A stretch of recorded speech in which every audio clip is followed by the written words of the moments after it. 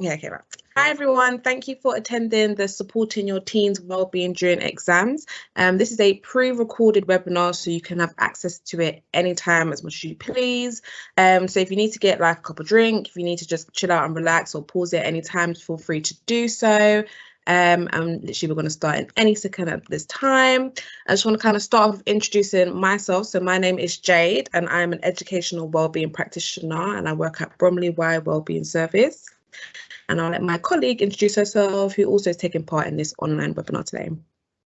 So I'm Dominique. I'm a wellbeing practitioner at Bromley Y, and so both of us as well, we work in the schools team, which means we work directly with young people as well as kind of school staff, and we know what a big deal exams are and how it can really impact children's well-being. So we're hoping, you can pick up a couple of tips today, just to think how to get them through this period, especially since we know most young people haven't been through formal exams at this point, and this is actually their first one due to the pandemic.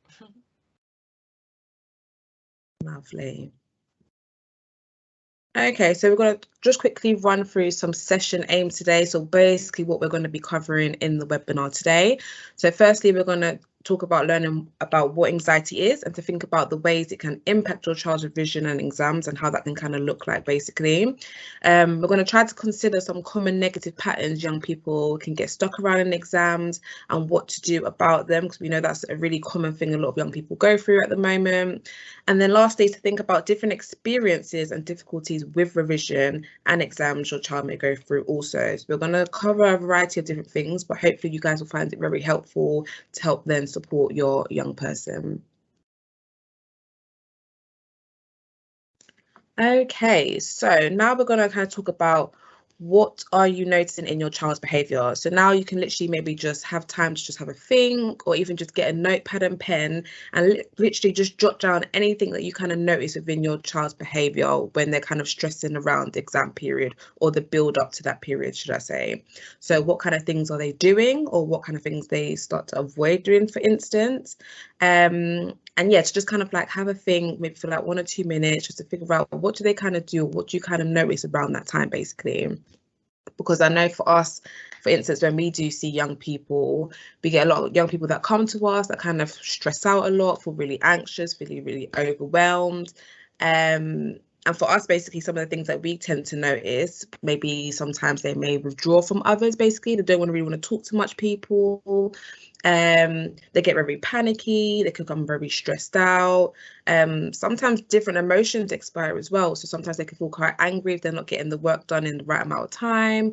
And sometimes they tend to avoid a lot of things as well, especially. So that's what I've tend to notice as well when I speak to young people, but your experiences may be different. But yeah, just kind of take note and see what kind of things you kind of see within your child, basically. Yeah, I think it was a really nice summary. And as well, I think because quite often the anxiety and panic kicks in a lot before the exam period. Yeah. So it's maybe looking out for, almost they're settling into kind of revision now. What might those subtle changes be that you're going to be on the lookout for? Especially if you are going to be at home more studying, and yeah, they don't have the same structure of the day-to-day of school that period. Definitely.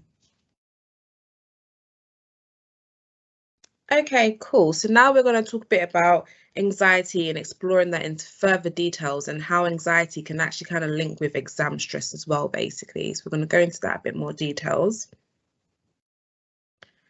So here we have something called the anxiety equation. So a lot of people may not know about this, may not even understand what anxiety is, for instance, or how it can kind of look like in a person, and that's totally understandable and totally normal as well. But anxiety is usually kind of split up into two kind of elements. So usually a young person or even an adult can either overestimate danger or they can underestimate their ability to cope. And we're going to obviously explain this a bit more further in the next slide, but how it kind of looks like in the summary is that sometimes, depending on the situation the young person's in, that's kind of making them worried or stressed out a lot, sometimes they can overestimate the danger that they're actually in. So they feel like it may be bigger than it actually is. They feel like it's just too much for them to handle. And sometimes that can even lead to like avoidance, for instance. But then underneath is sometimes underestimating their ability to cope. So again, depending on what their situation they're in, what is causing them to feel stressed or anxious, sometimes they just feel like, oh, I can't do this, I have to get out of here, oh, this is too hard, oh, I'm going to fail, for instance, because it's building up to their anxieties and it's causing all these fears and worries to come up in their minds, basically, when actually they most likely are able to cope, but in their minds, it's just like, no, I need to get out, basically.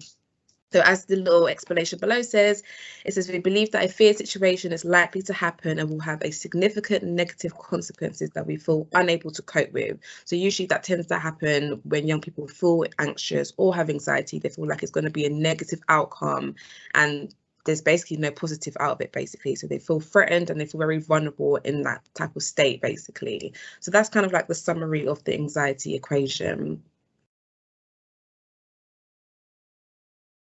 Okay, so what is anxiety? So as you can see here, it's a lovely picture of a caveman and a bear. And usually we tend to kind of start off with like an evolutionary response. So if you think of like back in the day where there were such things as cavemen and a bear or a saber-toothed tiger, for instance, usually if that was to happen, the brain would then release hormones into the body, which will kind of trigger off certain responses, for instance, fight, flight, or freeze. So depending on what the situation is, so for instance, back in the day with this situation, the saber-tooth tiger or the bear will kind of come ready to attack the caveman, for instance. So the caveman will then think, okay, so I either need to fight, flight, or freeze in this situation because he's kind of worried, or he may even overestimate the danger. So maybe thinking he's going to get attacked or something bad's going to happen to him, for instance. But if we kind of link it into this day and age, as I know a lot of things have passed and a lot of things have changed, we can link it to exams. So for instance, when we tend to overestimate danger, we may say certain things like, oh, it's too hard, I'm going to completely fail, my parents will be angry with me, I won't get into uni or get a job. So these are all the different fears and worries that are kind of going in the young person's mind because they're thinking they're overestimating the danger. They think the danger is too big for them, basically, and they're having all these different thoughts in their mind. Or it could be underestimating the coping abilities. So kind of like what I mentioned before. So you may say certain things to yourself like, I can't do this, I'm going to panic, I'll cause a scene in the exam hall, I don't know what to do. So this one, again, is underestimating your ability to actually cope. So thinking you can't do this and you just feel like there's kind of no way out, basically. And this can kind of then make a person feel very uncomfortable, very stressed out, and make them feel very overwhelmed in the long run. So usually there's different types of things that can kind of occur when a person's feeling this way, or different type of emotions or behaviors that they're kind of acting around the anxiety. So usually frustration, they could tend to be overworking as well. So again, literally there's no time to talk to anybody. They withdraw themselves from others and it's literally just kind of overworking. Procrastination is a very big factor as well. Sometimes we'll be like, yeah, I'll watch TV, or yeah, I'm just on my phone, I'll do my revision later. But to them, it's kind of helping them in the short run to kind of manage their anxieties. But in the long run, it's really going to affect them because now they're knowing, oh my gosh, I haven't revised enough, and it kind of gets them very overwhelmed and giving up, avoiding panic attacks. So again, there's no right or wrong, different type of emotion a person can feel. We all experience it differently. Some kids experience it more than others, and some are kind of able to handle it a bit better. But for this instance, it's just kind of showing you different examples of what young people kind of go through. And again, how I kind of mentioned earlier on about fight, flight, or freeze, with those three different examples, sometimes people tend to fight. So they may put up a front, they may try to basically say with their chest that they can't do it, for instance, and they're kind of going to put up a fight, not necessarily physically, but they're kind of putting up that persona of they can't do something. They may flight, as in run away from the situation, avoiding because they simply just can't do the thing that's making them feel quite anxious. Or even freeze. Sometimes just feel like your mind can just go blank. You're revising, but nothing's kind of taking it in, basically, and that can kind of make a person feel very overwhelmed. And again, they never really know which one of them they may get. It literally just depends on the situation. And again, there's no right or wrong response either, basically. Yeah, and I think it's really important just to take that time and think about how those responses and this anxiety is showing in your child, because it's it's so easy, isn't it, just to be like, oh, they can't be bothered, you know, they just need to get on with it. But quite often, you know, when people procrastinate, there's a reason behind it. You know, it's they're feeling overwhelmed, or they're thinking they can't do it, and it's almost easier to kind of just push it off and avoid it for as long as possible, because it helps them feel better in the short term. So I think we always encourage parents and teachers and actually young people themselves to really understand this from this fight, flight, freeze response, because it can help you approach those situations with more empathy. You know, if you're being like, okay, you need to get revising, or for the overworker teens, you know, being like, you need to go to bed, you need to stop. Just, I think keeping this in mind, that is coming from this response, helps you approach that situation with more empathy, and hopefully that you can work with them rather than, you know, get on with it. Although sometimes they do 100%. Just need to get on with it, don't they? Yeah. Definitely. Okay, cool. So now we're going to go into a bit further talking about warning signs. So again, just kind of like how we mentioned earlier on, talking about different type of behaviors you can see within your child. We're going to kind of look into warning signs, or like triggers that you kind of notice before the child starts to get to that extent where they're feeling very overwhelmed and they can't actually cope, basically. Yeah, that fine line. Yes, the fine line in between. So warning signs of stress and then teenagers. So again, these are just a few that we've kind of jotted down together from what we've kind of acknowledged from young people that we've kind of spoken to kind of see which are the common ones they kind of go through. You may have different ones. Again, there is no right or wrong answer in regards to that, because we all experience things differently. But I guess it's just trying to normalize that a lot of the time, sometimes we don't even think about it, but our kids actually go through this. So again, your child could be like crying a lot when it comes to exam period or just before then. You may be able to see that their mood's starting to change. So they may start to feel a bit more lower. They may start to feel like they just don't want to talk to anybody. Again, kind of keeping themselves to themselves.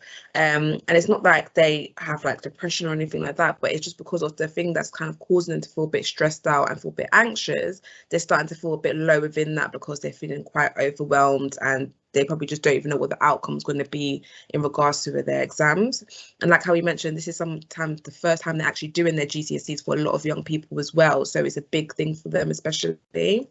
Panic attacks. So again, every time you may mention exam to them, they may get into a panic. And then in your mind, you're thinking, what are you so afraid of? But to them, they haven't done it for so long, it's making them feel very anxious and very panicky as well. Sometimes anger could also be a major thing that has an impact on people, and I feel like anger doesn't really get spoken about a lot, or we don't really kind of link it with anxiety or when we are feeling stressed, but that is a real common emotion that a lot of young people experience basically when they are feeling a bit overwhelmed. Again, sleeping more, sleeping less. Their appetite may be changing, so they could be eating more or they're eating less, depending on how stressed out they are, or it could be linked to like comfort eating because they're feeling so overwhelmed, for instance. Sometimes they may even have outbursts and they are easily triggered. And I know that's a really main common one as well that I've heard from parents, that sometimes you may just say one thing to them and then they're just triggered off and they just start shouting or getting in a mood for no reason. And to you, you may be thinking, whoa, like what's going on here? But to them, it's just simply because they're just simply stressed out and they're kind of worried about what's kind of going on, basically. And again, persistent procrastination or overworking. So again, it's literally either head in the books, just simply overworking and trying to get what they need to get done, or procrastination. And usually sometimes they can do both, or sometimes literally one or the other of the side of things. But again, it's simply because they have that underlying fear or worry of maybe their exams, not getting it right, not getting into uni, or whatever the case may be. So they've kind of built up all these different negative thoughts and worries in their mind that kind of leads to procrastination or overworking, for example. So again, these are just a few. I'm pretty sure there are plenty of more different warning signs that you may experience within your child. And again, just take note of these if these are the one, because then again, it makes you more aware that, okay, if I notice my child's doing this more, it's because they're feeling this type of way, most likely, basically. And it makes it easier for you to kind of understand why they're feeling that way in the future, especially as well.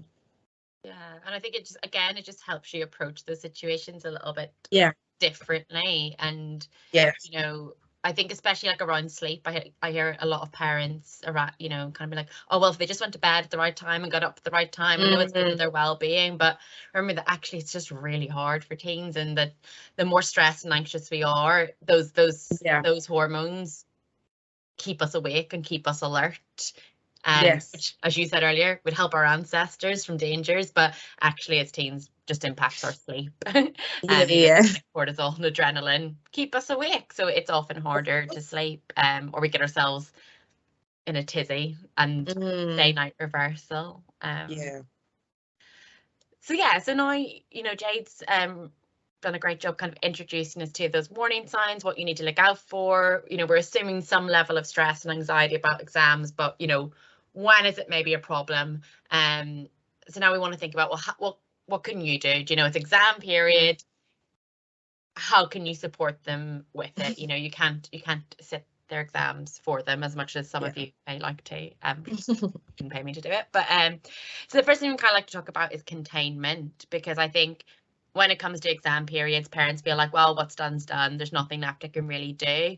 But what we can do is think about really how to hold our young people and help them feel safe and secure. It's not saying I can fix things or I have the answers, but actually, how can we just contain them so they don't keep escalating?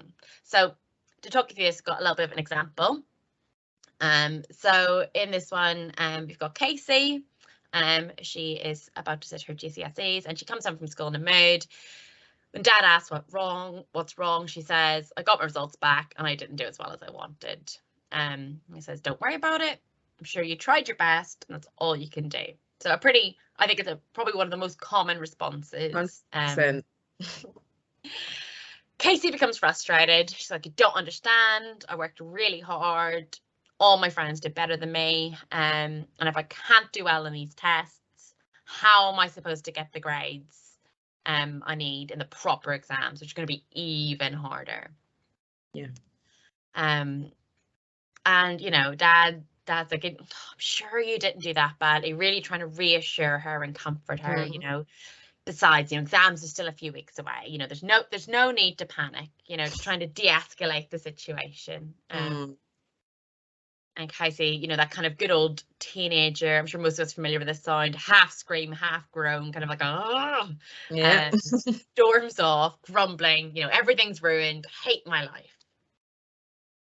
And so, yeah, I go through this or similar examples, and I hear a lot of like, you know, who's experienced something like this before? You know, parents are like, yep.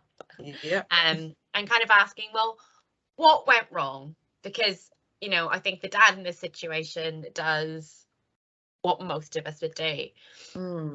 But actually, when we can kind of step back and look at it through a different lens, it's kind of going, well, was Casey heard? You know, did she have a chance just to actually have her feelings? And as obvious as that might sound, I think, you know, parents are hardwired to protect their children. And I see school staff do it as well. We want to comfort, we want to reassure. But actually, sometimes they just need to have their moment and have their feelings. And when we work with young people and we talk about, you know, oh, when your parents are trying to reassure you and, you know, doesn't matter, just do your best, we love you. And they're like, that's great, but I feel like they're not listening to me. You know, they can feel a bit dismissed. So our kind of tips for this, especially thinking about, you know, some of them might still be getting test results back or be revising and doing their own kind of quizzes and not getting, or past paper questions, not doing what they want.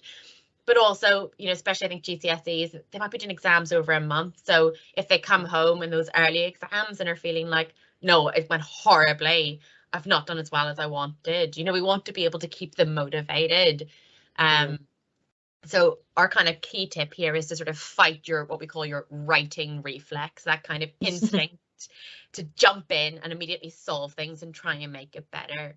Because sometimes all kids need is actually just for us to listen. And actually adults too, do you know, for me, sometimes like, no, just let me have my rant. Let me have my vent and then we can continue. So these are all really basic, straightforward things that I'm sure you're all doing already. I think it's just about making a really conscious effort when our young people are coming home and already experiencing high levels of stress. So just making sure we're validating. So, you know, oh, it sounds like a really rough day, you know, do you want to tell me about it? Giving them that option. I know how hard you worked, so it makes sense that you're disappointed. Just giving their feelings a moment. Yeah.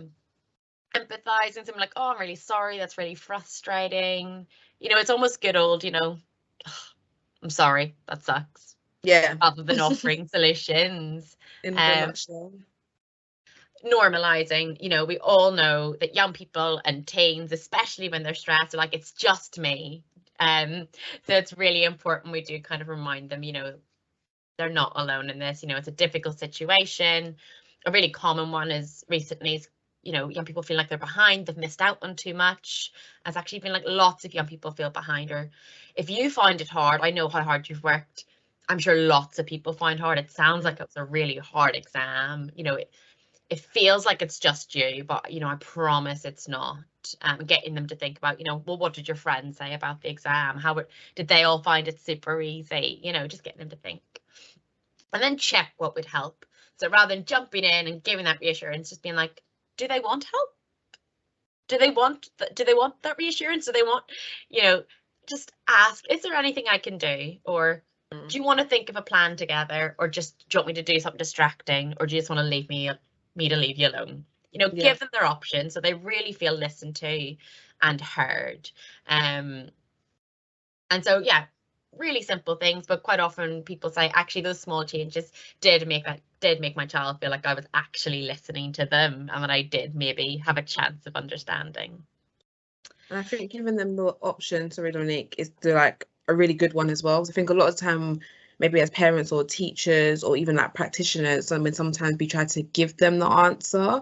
Whereas if you just allow them to have it or allow them to explore it themselves, then it gets them to think more and be like, oh, actually, maybe I do just need to go for a walk or to walk the dog, or maybe I do need to eat some cake, for instance, and then I can get back on revision. But yeah, it just gives them the opportunity to see actually what they want to do instead of being told how they think would help them, if that makes sense, as a possible option anyway. Yeah, and I think it means so much more when they come up with it themselves, or giving themselves a chance to think, especially, you know, if we're thinking about 16, 17, 18-year-olds sitting exams and wanting that more independence and really starting to think about the future. You know, it's the kind of classic, don't tell me what to do, I want to figure it out myself. And, you know, just to make a note as well, I'm not saying don't reassure your child. I think sometimes you just need to have that containment first. Yes. And then give them a big hug and tell them it's all going to be okay, that they're amazing. And, you know, I think having a bit of a balance. Exactly. Which brings us perfectly to, you know, okay. helping them and get a balanced view. You know, we know young people tend to go to the worst case scenarios. So let them have it. Let them get it out and empathize and normalize. Then, you know, give them that reassurance. And then our next thing is very much ask, don't tell, as Jade said, you know, kind of giving them options, getting them to think about it, partly because they're less likely to storm off or roll their eyes, and, you know, it means so much more coming from themselves than from us.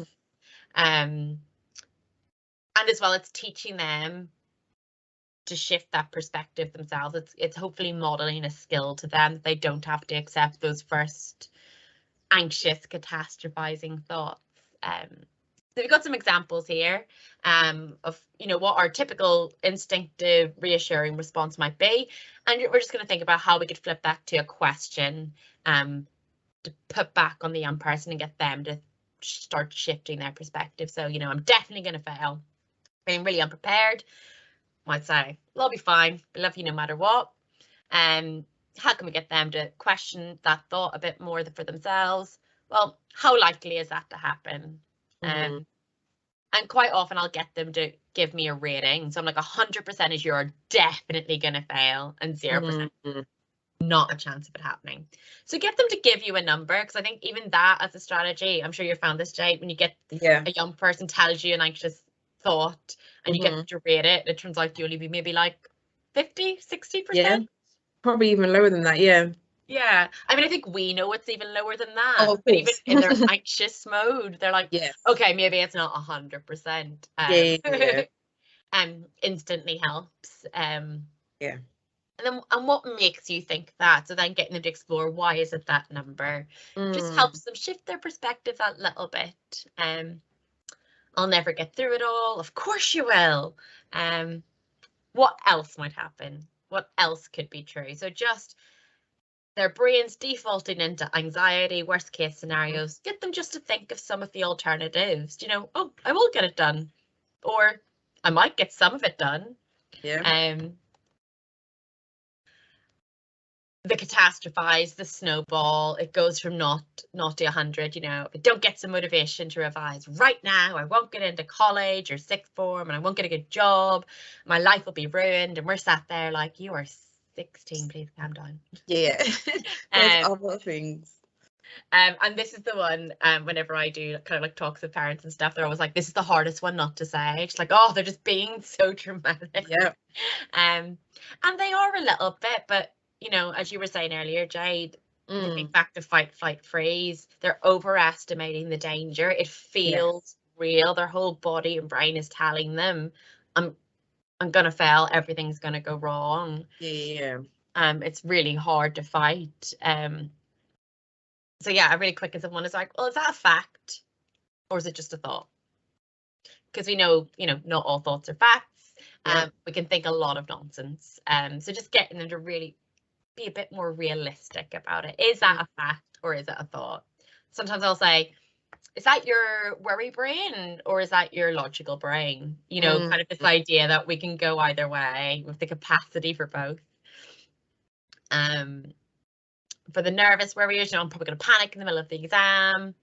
No, you won't. Don't think like that. Just going, well, if that did happen, how would you cope? So, you know, the previous ones are maybe getting them to reevaluate the danger levels, and this is getting them to reevaluate their coping capacity. So we can't promise them that they won't panic in the middle of the exam. You know, we hope that if they feel prepared and relaxed ahead of time, they won't. But actually going, well, if that happened, what would you do?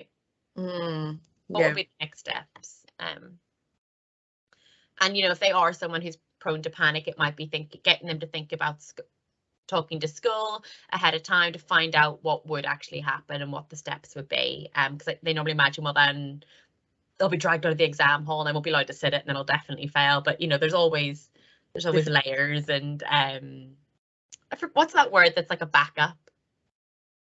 I'm just going to have to go with backup plans. I can't remember the word right now. Different options. Contingency plan. Oh, there you go.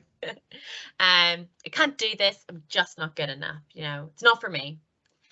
Everyone goes through this. You can too. I mean, I absolutely still would say that. I think that's quite because it's still normalizing it. Yeah.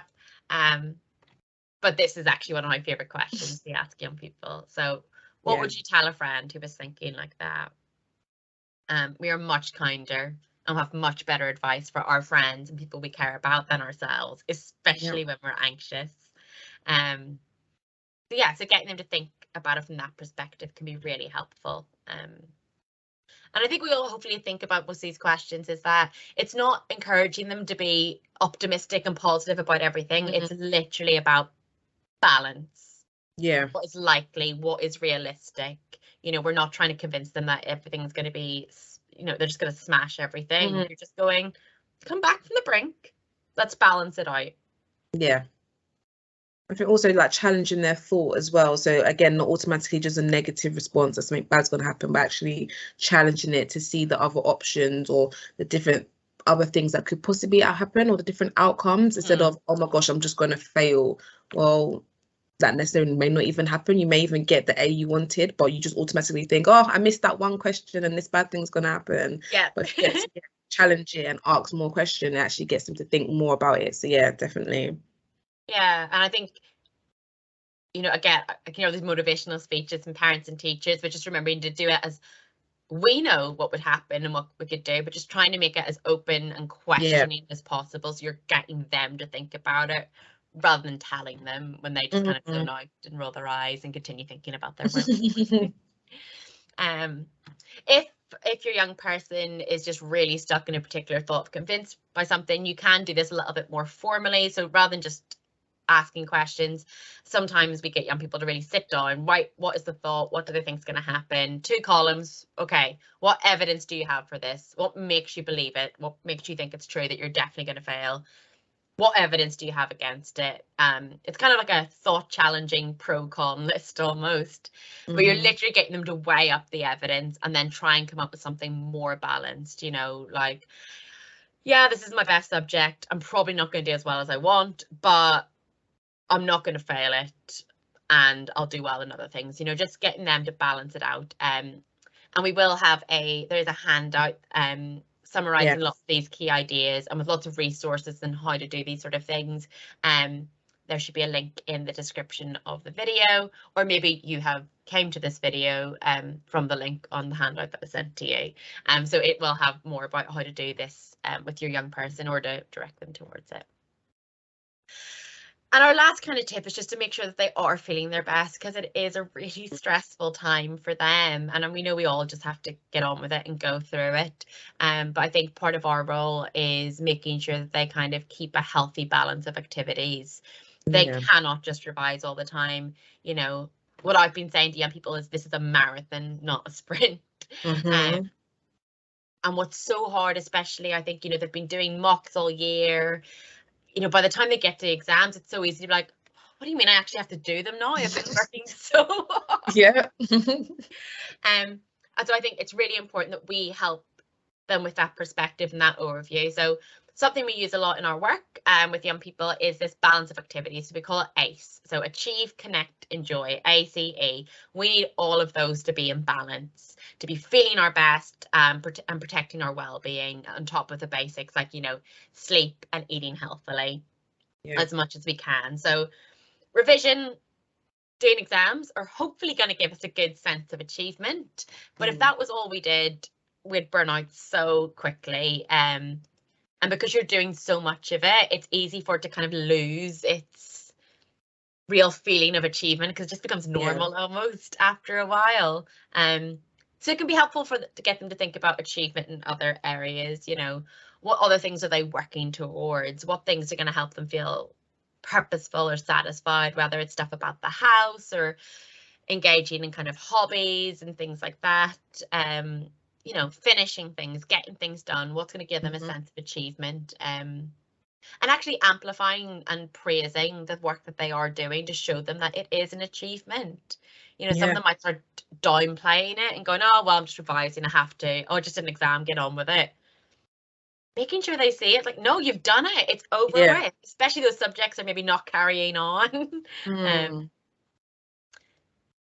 Connection. So, yeah, a lot of them are going to lock themselves away in their room or wherever they're studying. They still need to find time to spend with friends. Of course, yeah.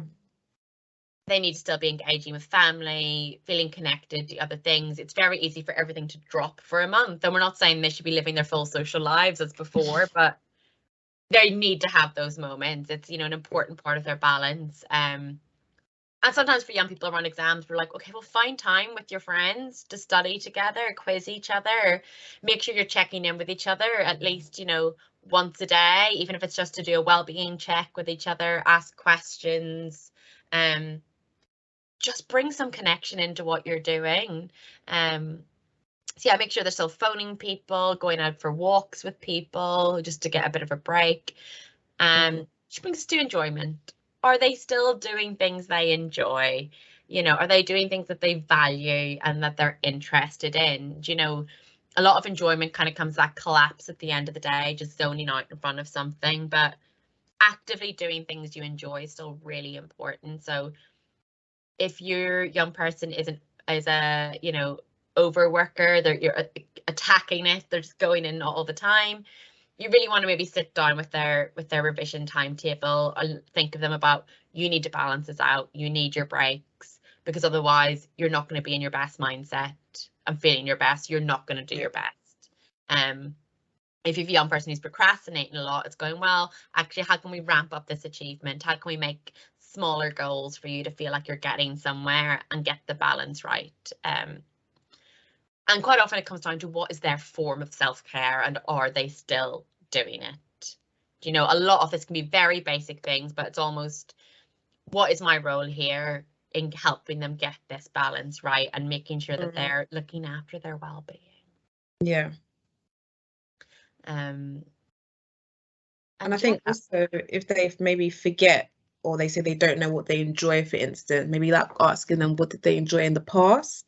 If they maybe stopped doing stuff because of, I don't know, the amount of revision they've had to do, and they've kind of forgotten the times they've actually enjoyed doing certain things, whether it's like watching a film, going bowling, going for a walk, just kind of asking them what did they kind of used to like doing in the past that you're not doing at the moment, to get them to think, oh yeah, actually I did kind of like doing this or doing that, and it gets them to be like, okay, maybe I can start that up again. Because sometimes when you ask them from the scratch, it's a bit like, I don't know if I even enjoy anything anymore, I don't have time for that. But yeah, getting them to think about it, that's also a good way as well.